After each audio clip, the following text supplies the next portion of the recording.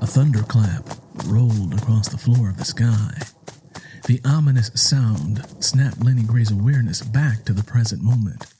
She churned her legs faster, willing them to get her as far away as possible. She looked over her shoulder at the moon and hoped it would follow her just a little longer before it was snuffed out by the call of the advancing storm. Exhausted, she was forced to stop for a moment to catch her breath. After placing her suitcase on the ground, she swept the palm of her hand across her sweaty forehead.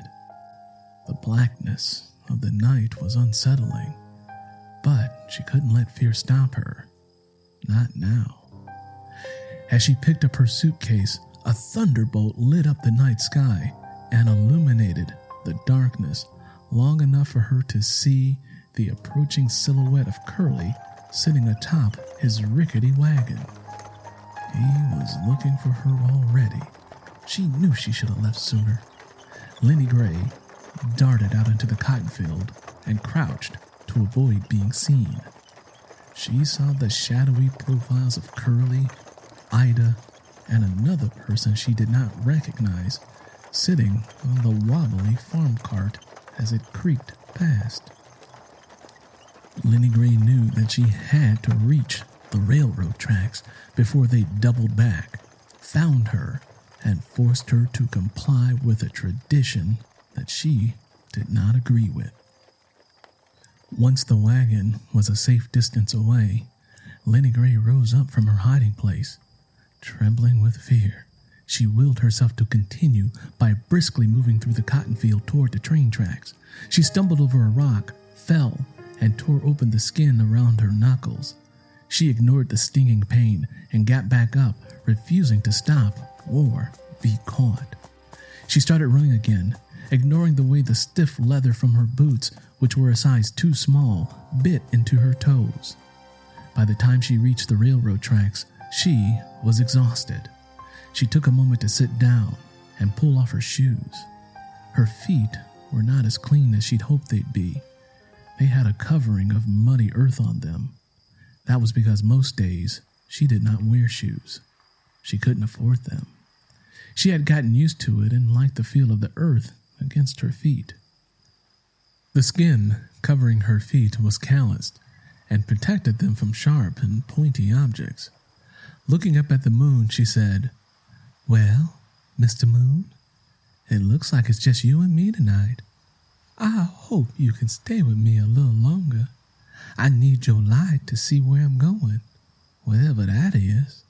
She spoke nervously to the heavens. Ever since she was a little girl, Lennie Gray believed that the moon knew her personally and enjoyed following her wherever she went.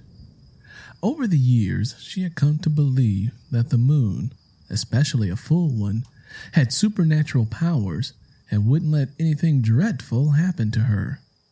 Lennie Gray's father, however, was overly superstitious and believed that a full moon was an omen that brought tragedy and misfortune with it.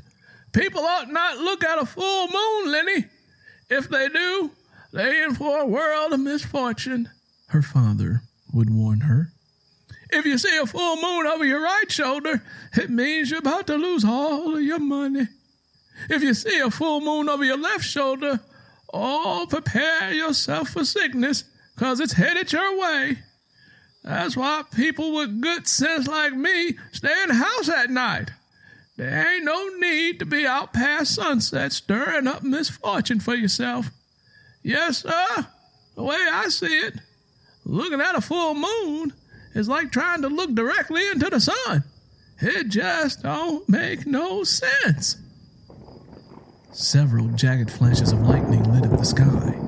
Lennie Gray looked over her left shoulder and noticed that the full moon was nearly gone. She didn't feel sick like her father said she would, so she got up and started moving again.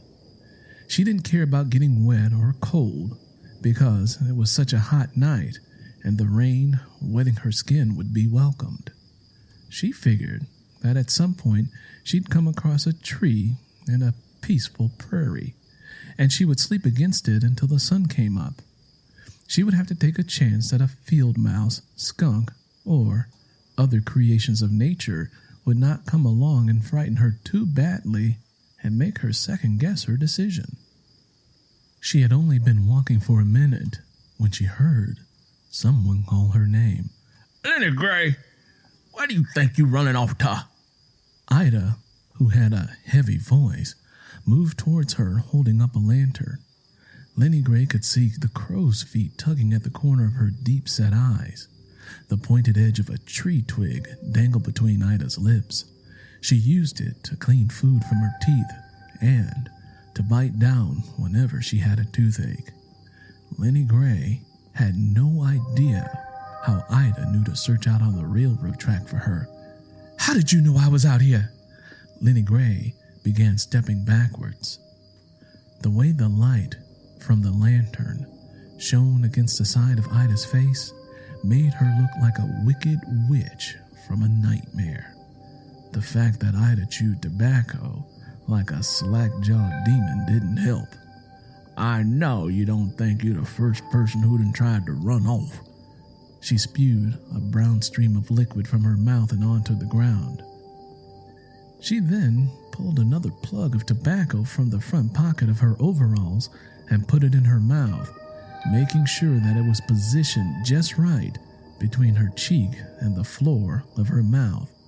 At that moment, Curly appeared out of the blackness of the night. "It ain't none of your business where I'm going. Just let me be."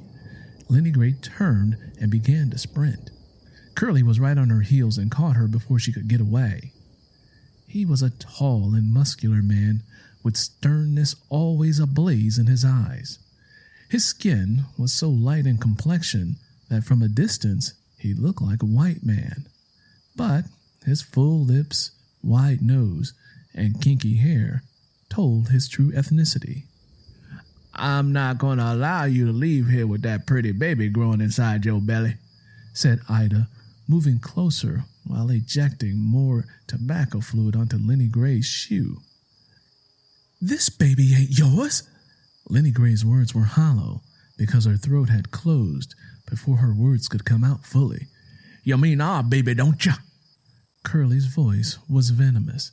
He hated it whenever she talked as if he had nothing to do with planting the seed of life in her. "We supposed to be getting married tonight. I come to sneak you out of the house and you ain't there. I knew you was going to get a case of the cold feet." "My daddy don't want me to marry you. You ain't right for me," he said. Lennie Gray felt her insides coiling tightly. "That ain't the truth," Curly said. "Your daddy likes me." "Yes, it is."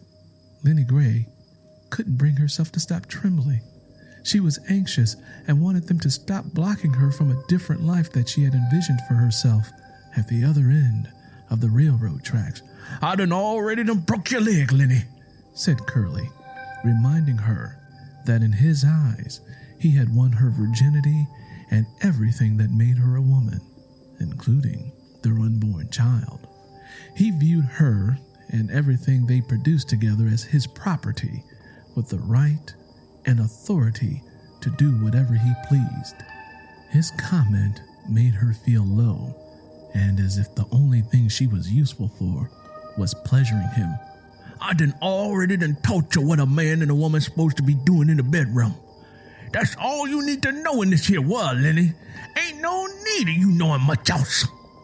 Curly moved closer to her and grabbed her arm just above her elbow, forcing her to drop her tattered suitcase. Lennie Gray gasped. "You're hurting me." Her voice quivered as a grim chill snaked up her spine. "I got to have you, Lennie. I ain't gonna let no other man get a hold of you. I aim to be the only man in your life for the rest of your days. I mean that. So either you marry me tonight or you don't marry in your lifetime. I'll make sure of it."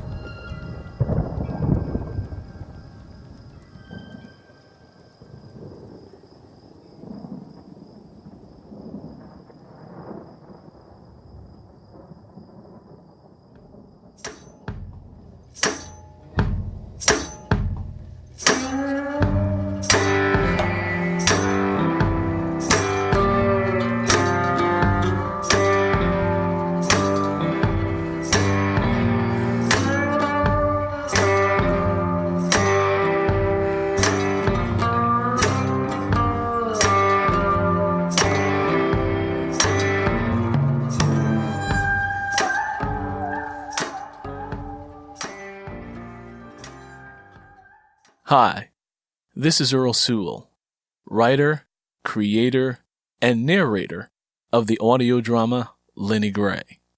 Say, if you like what you're hearing, please take a moment and write us a review. Your reviews help others to find us.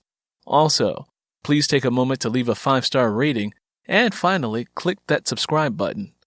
Your reviews and subscriptions help others to find the show. Speaking of having others find the show, if you know someone who would enjoy Lennie Gray, the audio drama, please recommend it. And finally, please feel free to post a link to the show on all of your social media websites.